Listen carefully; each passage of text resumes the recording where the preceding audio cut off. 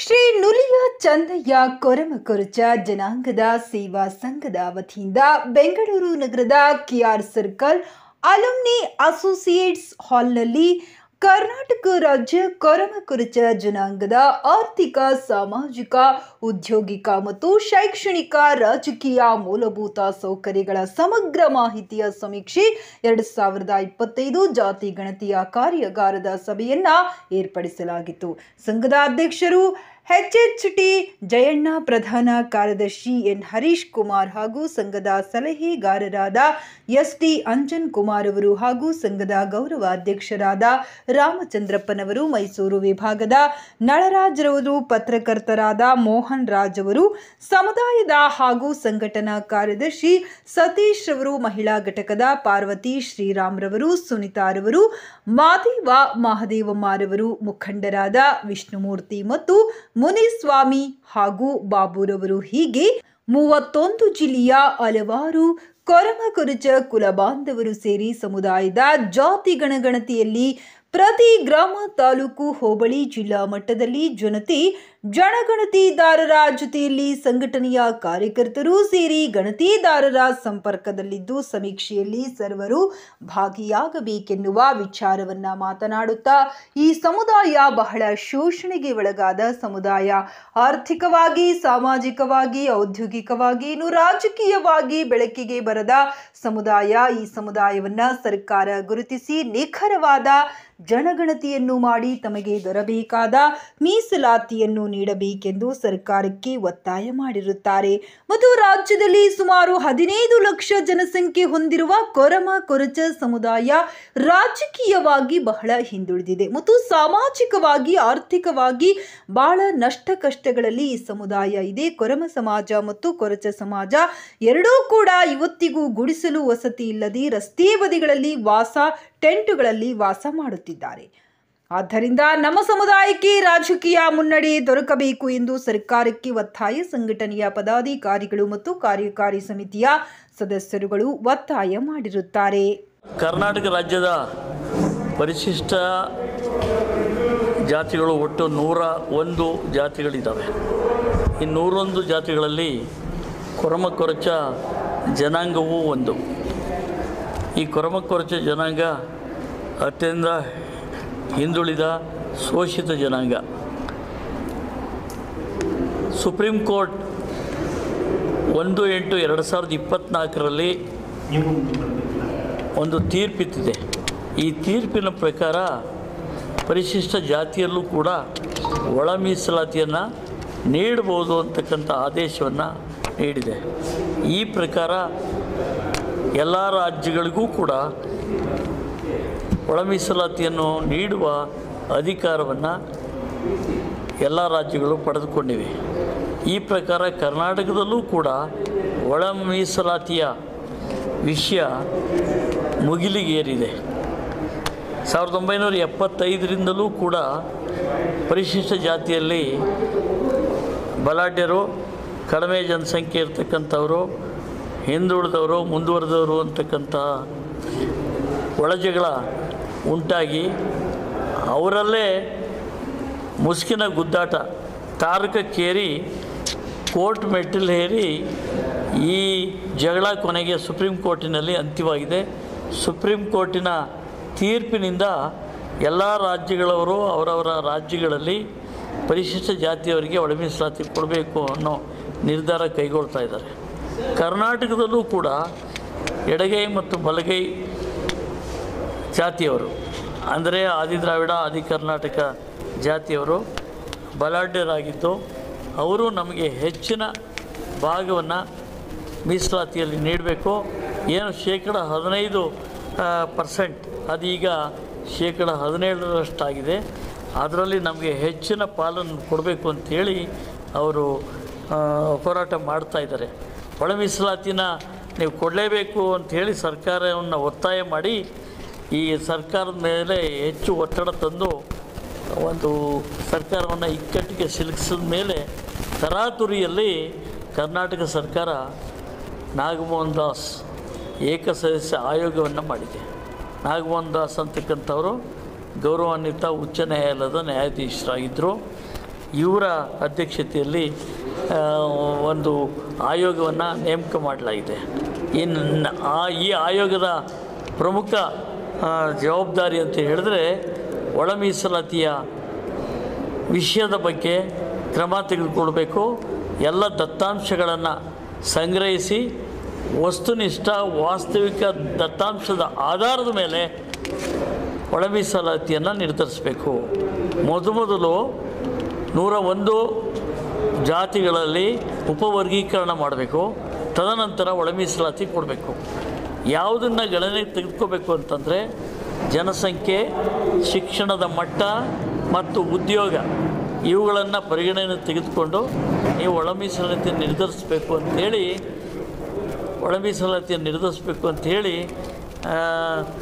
Supreme court ಆದೇಶ ಮಾಡಿರೋದ್ರಿಂದ ಸರ್ಕಾರ ಕೂಡ ಆ ತೀರ್ಪಿನ ಅನ್ವಯ ಆದೇಶವನ್ನು ಮಾಡಿ ಈ ಏಕಸದಸ್ಯ ಆಯೋಗಕ್ಕೆ ಸೂಚನೆ ನೀಡಿದೆ.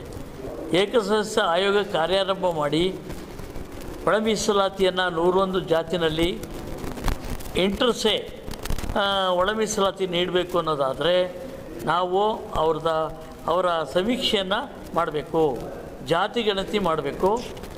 ಅದರಿಂದ ನಮಗೆ ದೊರೆತಕ್ಕಂಥ ಅಂಕಿಅಂಶಗಳ ಆಧಾರದ ಮೇಲೆ ನಾವು ಒಳ ಮೀಸಲಾತಿಯನ್ನು ನಿರ್ಧರಿಸಬೇಕು ಅಂಥೇಳಿ ಅವರು ಒಂದು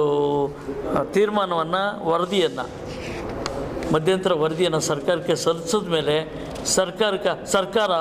ಸರ್ಕಾರ ಮತ್ತು ಆಯೋಗ ಎರಡೂ ಸೇರಿ ಸಮೀಕ್ಷೆ ನಡೆಸಬೇಕು.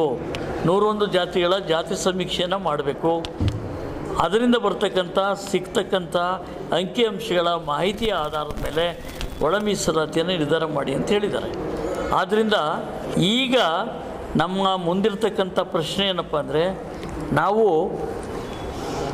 ಬಲಾಢ್ಯ ಜಾತಿಗಳ ಜೊತೆಯಲ್ಲಿ ಹೋರಾಟ ಮಾಡಬೇಕಾದಂಥ ಪರಿಸ್ಥಿತಿ ಇದೆ. ಎಡಗೈ, ಬಲಗೈ, ಬೋವಿ, ಲಂಬಾಣಿ, ಕೊರಮ, ಕೊರಚ ಮತ್ತಿತರೆ ಜಾತಿಗಳು ಸೇರಿ ಒಟ್ಟು 101 ಜಾತಿಗಳು. ಇಷ್ಟೂ ಜಾತಿಗಳ ಮಧ್ಯದಲ್ಲಿ ಈ ಒಂದು ಮೀಸಲಾತಿ ಹಂಚಿಕೆ ಆಗಬೇಕು. ಈ ಸಂದರ್ಭದಲ್ಲಿ ನಾವು ಕರ್ನಾಟಕದಲ್ಲಿ ಸುಮಾರು 10 ಲಕ್ಷ ಜನಸಂಖ್ಯೆ ಇದ್ದೇವೆ, ಕೊರಮ ಕೊರಚ ಜನಸಂಖ್ಯೆ.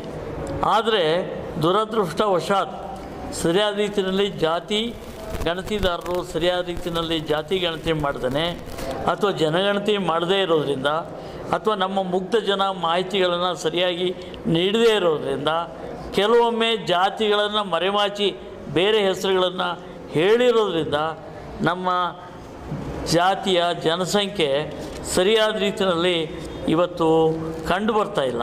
ದಾಖಲೆ ಅದಕ್ಕೆ ಸರಿಯಾದ ರೀತಿಯಲ್ಲಿ ಸಿಗ್ತಾ ಇಲ್ಲ. ಅದಕ್ಕೋಸ್ಕರ ನಾವೇನು ಮಾಡಿದ್ದೀವಿ ಅಂತ ಹೇಳಿದ್ರೆ, ಈಗ ನಮ್ಮ ಇಡೀ ಕರ್ನಾಟಕದಲ್ಲಿರ್ತಕ್ಕಂಥ ಸುಮಾರು 10 ಲಕ್ಷ ಕೊರಮ ಕೊರಚ ಜನಾಂಗದ ಎಲ್ಲರೂ ಜಾಗೃತರಾಗಬೇಕು. ಏನು ಆಯೋಗ ಮತ್ತು ಸರ್ಕಾರ ಮೇ ತಿಂಗಳ ಮೊದಲ ವಾರದಲ್ಲಿ ಸುಮಾರು 30,000ದಿಂದ 40,000 ಜಾತಿ ಜನಗಣತಿದಾರನ ನೇಮಕ ಮಾಡುತ್ತೆ. ಅವರು ಜಾತಿ ಗಣತಿ ಮಾಡೋದಕ್ಕೆ ಹೊರಡ್ತಾರೆ. ಆ ಸಂದರ್ಭದಲ್ಲಿ ಮನೆ ಭೇಟಿ ಮಾಡಿದಾಗ ಸರಿಯಾದ ರೀತಿಯಲ್ಲಿ ನೀವು ಮಾಹಿತಿನ ನೀಡಬೇಕು. ಜನಸಂಖ್ಯೆಯ ಬಗ್ಗೆ ಆಗಲಿ, ನಿಮ್ಮ ಶಿಕ್ಷಣದ ಬಗ್ಗೆ ಆಗಲಿ, ಉದ್ಯೋಗದ ಬಗ್ಗೆ ಆಗಲಿ ಮಾಹಿತಿನ ಸರಿಯಾದ ರೀತಿಯಲ್ಲಿ ನೀವು ನೀಡಿದ್ರೆ ನಮಗೆ ಮುಂದಿನ ದಿನಗಳಲ್ಲಿ ನಮ್ಮ ಜಾತಿ ಜನಾಂಗಕ್ಕೆ ಒಳ್ಳೆಯದಾಗುತ್ತೆ. ಈ ಅಂಕಿಅಂಶಗಳ ಆಧಾರದ ಮೇಲೆ ಅವರು ಒಳ ಮೀಸಲಾತಿಯನ್ನು ನಿರ್ಧಾರ ಮಾಡ್ತಾರೆ.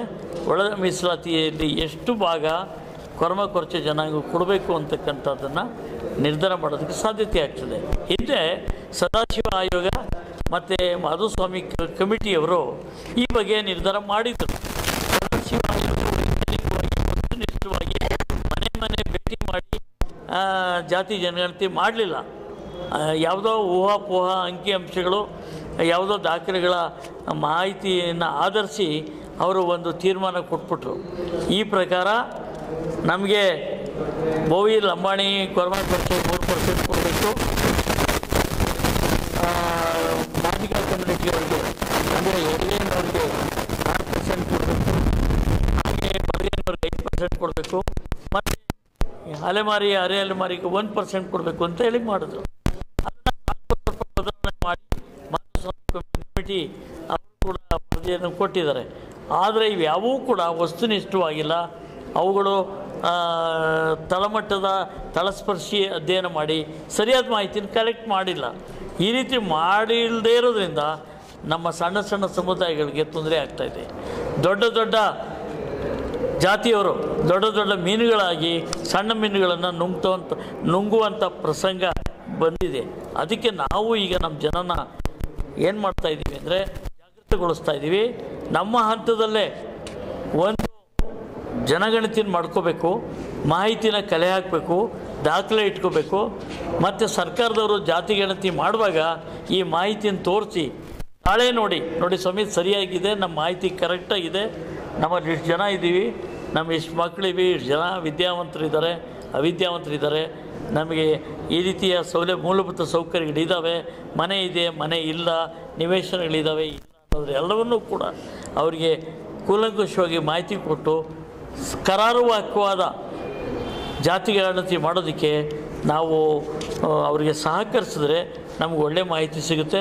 ಈ ಮುಖಾಂತರ ಸರ್ಕಾರ ಮುಂದೆ ತೀರ್ಮಾನ ತೆಗೆದುಕೊಂಡು ಎಲ್ಲ ಜಾತಿಗಳಿಗೂ ಅನ್ಯಾಯ ಆಗದ ರೀತಿಯಲ್ಲಿ ಸಾಮಾಜಿಕ ನ್ಯಾಯ ದೊರಕಿಸುವಂಥ ಕೆಲಸವನ್ನು ಮತ್ತು ಸಮಾನ ಅವಕಾಶವನ್ನು ಎಲ್ಲ ಶೋಷಿತ ಜನಾಂಗಗಳಿಗೆ, ಅವಕಾಶ ವಂಚಿತರಿಗೆ ಸಾಮಾಜಿಕ ನ್ಯಾಯವನ್ನು ಕೊಡೋದಂಥ ಕೆಲಸ ಮಾಡೋಕ್ಕಾಗುತ್ತೆ ಅನ್ನೋ ದೃಷ್ಟಿಯಿಂದ ನಾವೆಲ್ಲರೂ ಜಾಗೃತರಾಗೋದಕ್ಕೋಸ್ಕರ ಇವತ್ತು ಇದ್ರ ಬಗ್ಗೆ ಜಾತಿ ಗಣತಿನ ಏನು ಮಾಡಬೇಕು ಅನ್ನೋದ್ರ ಬಗ್ಗೆನೇ ಒಂದು ಕಾರ್ಯಾಗಾರ ಮಾಡಿದ್ದೀವಿ. ಕಮ್ಮಟ ಈ ಕಾರ್ಯಾಗಾರ ಶಿಬಿರದಲ್ಲಿ ಎಲ್ಲವನ್ನೂ ಚರ್ಚೆ ಮಾಡಿದ್ದೀವಿ. ಇಡೀ 31 ಕರ್ನಾಟಕದ 31 ಜಿಲ್ಲೆಗಳಲ್ಲಿ 28,000 ಗ್ರಾಮಗಳಲ್ಲಿ ನಮ್ಮ ಜನಾಂಗ ಎಲ್ಲೆಲ್ಲಿದೆಯೋ ಆ ಗ್ರಾಮಗಳಲ್ಲೆಲ್ಲವೂ ಕೂಡ ನಾವು ಸರಿಯಾದ ಕರಾರುವಾಕ್ಯದ ಜನಗಣತಿಯನ್ನು ಮಾಡೋದಕ್ಕೆ ಸರ್ಕಾರಕ್ಕೆ ಯಾವ ರೀತಿ ಸಹಕರಿಸ್ಬೋದು, ಯಾವ ರೀತಿ ನಾವು ಮಾಹಿತಿಯನ್ನು ಸರಿಯಾಗಿ ಸಂಗ್ರಹ ಮಾಡ್ಬೋದು, ಕ್ರೋಢೀಕರಿಸ್ಬೋದು ಅನ್ನೋ ದೃಷ್ಟಿಯಿಂದ ಈ ಒಂದು ಕಾರ್ಯಾಗಾರವನ್ನು ಮಾಡಿದ್ದೇವೆ. ಈ ಕಾರ್ಯಾಗಾರ ಫಲಪ್ರದ ಆಗಬೇಕು ಅನ್ನೋದಾದರೆ ಇಲ್ಲಿ ಬಂದಿರತಕ್ಕಂಥ ಎಲ್ಲ ಕಾರ್ಯಕ್ರಮದಲ್ಲಿ ಭಾಗವಹಿಸಿರ್ತಕ್ಕಂಥ ನಮ್ಮ ಜನಾಂಗದವರು ತಮ್ಮ ತಮ್ಮ ಜಿಲ್ಲೆಗಳಿಗೆ ಹೋಗಿ ಅಲ್ಲಿ ಮುಖ್ಯಸ್ಥರು ಮತ್ತು ಸಮಾಜ ಸೇವಾ ಕಾರ್ಯಕರ್ತರ ಜೊತೆಗೂಡಿ ಒಂದು ಟೀಮ್ನೆಲ್ಲ ಮಾಡಿಕೊಂಡು ಅವರು ಯಾವ್ಯಾವ ತಾಲ್ಲೂಕುಗಳಲ್ಲಿ ಯಾವ್ಯಾವ ಹೋಬಳಿಗಳಲ್ಲಿ ಗ್ರಾಮಗಳಲ್ಲಿ ನಮ್ಮ ಜನ ಎಷ್ಟೆಷ್ಟಿದ್ದಾರೆ ಅನ್ನೋದನ್ನು ಪತ್ತೆ ಹಚ್ಚಿ ಮಾಹಿತಿ ಸಂಗ್ರಹ ಮಾಡಬೇಕು, ಜಾತಿ ಗಣತಿ ಮಾಡಬೇಕು. ಇದು ನಮ್ಮ ಸದುದ್ದೇಶ. ಕೊರಮ ಕೊರಚ ಜನಾಂಗ ಆರ್ಥಿಕವಾಗಿ, ಸಾಮಾಜಿಕವಾಗಿ, ಔದ್ಯೋಗಿಕವಾಗಿ ಭಾಳಷ್ಟು ಹಿಂದೆ ಉಳಿದಿದೆ. ಭಾಳ ಸಮುದಾಯಗಳಿಗೆ ಹೋಲಿಕೆ ಮಾಡಿದ್ರೆ ನಮ್ಮ ಸಮುದಾಯ ಇನ್ನೂ ಬೆಳಕಿಗೆ ಬರಲಿಲ್ಲ, ಇನ್ನೂ ಕತ್ತಲಲ್ಲೇ ಮುಳುಗಿದೆ. ಆದ್ದರಿಂದ ಈಗ ನಾಗಮೋಹನ್ ದಾಸರವರು ಒಂದು ಆಯೋಗ ಏನಿದೆ ಅದು ಪರಿಪಕ್ವವಾಗಿ, ನಿಖರವಾಗಿ ಹಳ್ಳಿ, ಗ್ರಾಮ, ಜಿಲ್ಲೆ ಪ್ರತಿ ಮನೆಗಳಿಗೂ ನಮ್ಮ ಸಮುದಾಯದ ಕಡೆಯ ವ್ಯಕ್ತಿಯು ಗಣತಿಯಲ್ಲಿ ಬರಬೇಕು. ಅದು ನಮ್ಮ ಉದ್ದೇಶ. ಇವತ್ತು ಈ ಒಂದು ಸಭೆಗೆ ಕಾರ್ಯಾಗಾರ ಅಂತ ಮಾಡಿ ನಮ್ಮ ಜನಾಂಗದ ಮುಖಂಡರನ್ನೆಲ್ಲ ಕರೆಸಿ ಒಂದು ಜಾಗೃತಿ ಮೂಡಿಸುವಂಥ ಕೆಲಸ ಆಗಿದೆ. ಆದ್ದರಿಂದ ತಾವು ಮಾಧ್ಯಮ ಮಿತ್ರರು ನಮ್ಮ ಜನಾಂಗದ ಪರವಾಗಿ ಪ್ರಚಾರ ಮಾಡಬೇಕಂತ ನನ್ನ ಮನವಿ. ಕರ್ನಾಟಕ ರಾಜ್ಯದ ಕೊರಮ ಕೊರಚ ಜನಾಂಗದ ಒಳ ಮೀಸಲಾತಿಯ ಬಗ್ಗೆ ಇದೊಂದು ಸಮೀಕ್ಷೆ ನಡೀತಾ ಇದೆ. ಅದನ್ನು ಯಾವ ರೀತಿ ಮಾಡ್ತಾ ಇದ್ದಾರೆ, ಅದನ್ನು ನಾವು ಯಾವ ರೀತಿ ಅದನ್ನು ಜನಗಳಿಗೆ ಜಾಗೃತಿ ಮೂಡಿಸ್ಬೇಕು ಅನ್ನೋದ್ರ ಬಗ್ಗೆ ಜನಾಂಗದ ಮುಖ್ಯವಾದ ಇಡೀ ರಾಜ್ಯದ ಎಲ್ಲ ಮುಖ್ಯವಾದ ಮುಖ್ಯಸ್ಥರನ್ನು ಕರೆಸಿ ಈ ಒಂದು ಕಾರ್ಯಾಗಾರ ಮಾಡಿದ್ದೀವಿ. ಇದರಲ್ಲಿ ನಾವು ಯಾವ ರೀತಿ ಜನಗಳಿಗೆ ಜಾಗೃತಿ ಮೂಡಿಸ್ಬೇಕು ಅನ್ನೋದು ಮಾತ್ರ ನಮ್ಮ ಉದ್ದೇಶ. ಆ ರೀತಿ ನಮ್ಮ ಎಲ್ಲ ಉದ್ದೇಶಗಳನ್ನ ಜನರಿಗೆ ಕರೆಕ್ಟ್ ಕೂಲಂಕುಷವಾಗಿ ನಾವು ಪರಿಶೀಲಿಸಿ ಅವ್ರಿಗೆ ಹೇಳಿದ್ದೀವಿ. ಅವರು ಅದೇ ರೀತಿ ಈ ಕಾರ್ಯಕ್ರಮದಲ್ಲಿ ಭಾಗಿಯಾಗಿದ್ದಾರೆ. ಕಾರ್ಯಕ್ರಮ ಯಶಸ್ವಿಯಾಗಿ ನಡೆದಿದೆ. ನನ್ನ ಹೆಸರು ರಾಮಚಂದ್ರ ಅಂತ.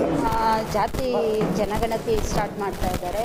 ಈಗ ಇನ್ನೊಂದು ಏನು ಅಂದರೆ ಒಳ ಮೀಸಲಾತಿಯಿಂದ ನಮ್ಮ ಜನಗಳಿಗೆ ಬಹಳ ಇದಾಗುತ್ತೆ,